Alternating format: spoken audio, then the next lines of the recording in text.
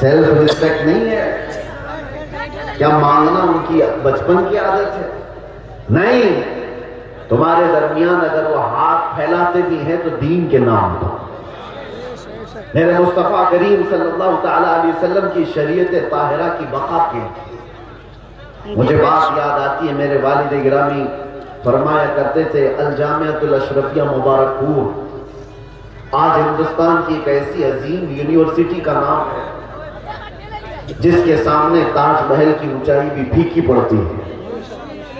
تاج محل تو لوگ ٹکٹ دے کر کے دیکھنے جاتے ہیں، فوٹو کھنچوا کر آتے ہیں، مگر الجامعۃ الاشرفیہ وہ ایسی جگہ ہے جہاں انسان بنائے جاتے ہیں، علماء ربانیین کی ایک بڑی جماعت پیدا ہوتی ہے۔ جب اس کی تعمیر کا مسئلہ تھا، بانی جامعہ اشرفیہ مبارک پور حضور حافظ ملت رحمۃ اللہ علیہ اسی طرح اعلان کر رہے تھے کہ کوئی ہے جو لا کر کے جامعہ اشرفیہ کے لیے کچھ سپرد کرے۔ آپ کو مارہرہ مطہرہ کے سید زادے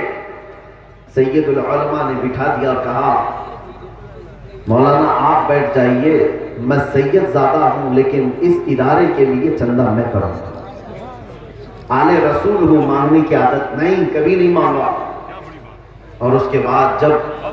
سید میاں رحمت اللہ تعالیٰ علیہ نے اعلان کیا تو ظاہر سی بات ہے مجھے یہ علاقہ دیکھ کر کے وہ بات یاد آتی ہے، مولانا تو 11,000 مانگ رہے تھے، وہاں پر چھوٹا گاؤں تھا، چھوٹی بستی تھی، جب مانگا جا رہا تھا چندہ تو ایک بوڑھی عورت ایک مرغی کا انڈا لے کر کے آ گئی تھی،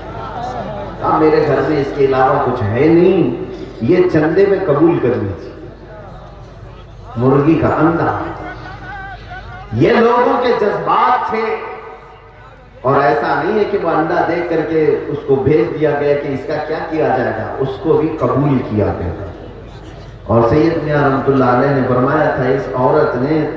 زمانہ یوسف کی یاد دلاتی ہے، خریداروں میں اس کا نام آ جائے بس اس لیے حاضر ہو گئی۔ بہرحال اس نظام پر میں نے تھوڑی سی گفتگو اس لیے کی کہ علماء کو حقیر مت سمجھو، یا علماء ذوی الاحترام اگر دین کے نام پر تم سے کچھ طلب کر رہے ہیں تو سارے لوگوں کو ایک کیٹیگری میں مت شمار کرو۔ ایک جملہ میں آپ سے کہتا ہوں، توجہ سے سننا،